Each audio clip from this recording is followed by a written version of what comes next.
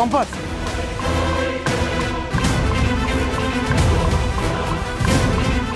Compass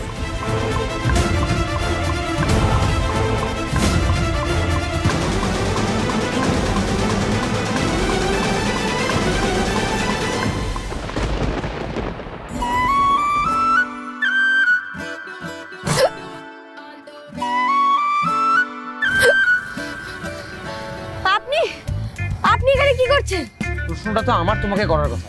রাস্তা দিয়ে কিভাবে হাঁটছিলে? আমার গাড়ি পেয়েছিলে মরার জন্য?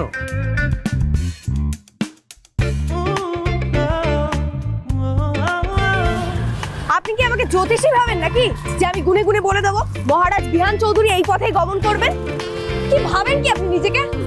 তুমি নিজেকে খুব চালাক মনে করো না? এখন রাস্তার মধ্যে দাঁড়িয়ে সিন ক্রিয়েট করতে চাইছো, তাই তো? সরি, আপনার যদি সেটাই মনে হয়ে থাকে তাহলে দোষ আমার। আপনি এবার আসতে পারেন। এই যাচ্ছ কোথায়? দাঁড়াও, তোমার অ্যাটিটিউড এত খারাপ কেন বলো তো? কোনোদিন দেখলাম না আমার সাথে ঠিকভাবে কথা বলতে। কি ভাবো তুমি আমাকে? আমি ভাবি, আপনারা ভাবেন আমাদের মতো গরিব খেটে খাওয়া লোকজনদের আপনারা খারাপ ভাবেন, নিচু নজরে দেখেন। সেই জন্য না আমারও আপনাদের মতো বড় লোকদের একদম সহ্য হয় না, বুঝতে পেরেছেন? তাছাড়া সব গরিবের সহ্য করার ক্ষমতা তো আর সমান হয় না, আমার ওটা একটু কম।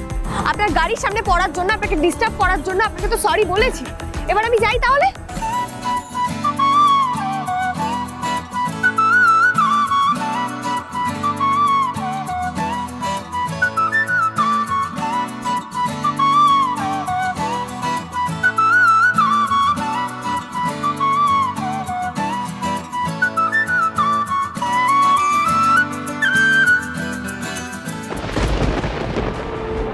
আগামী সোমবার মোনা আর বিহানের বিয়ের আয়োজন হবে বড় করে।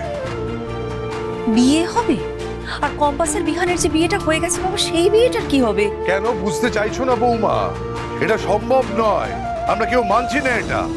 কম্পাস আর বিহানের বিয়ে হয়েছিল জঙ্গলের মধ্যে, ওটা ওখানেই মিটে গেছে। ওই বিয়েটার কোনো অস্তিত্ব নেই।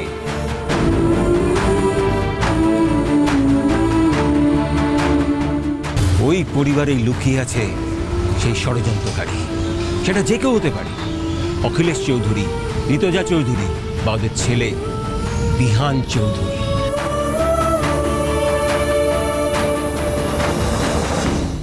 বাবা,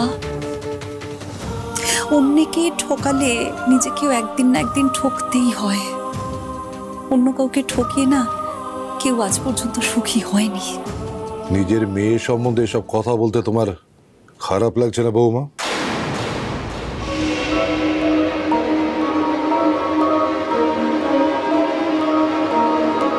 না দাদু, মায়ের ফেভারিট তো কম্পাস, আমি তো না।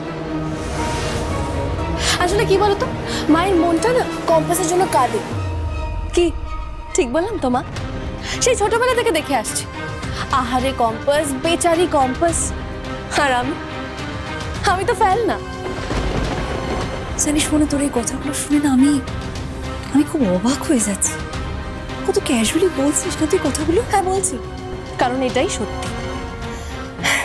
দাদু দাদু, এরা এই গয়নাগুলো না বিহারের বাড়ি থেকে পাঠিয়েছে আমার বিয়ের জন্য। দেখো দেখো দেখো।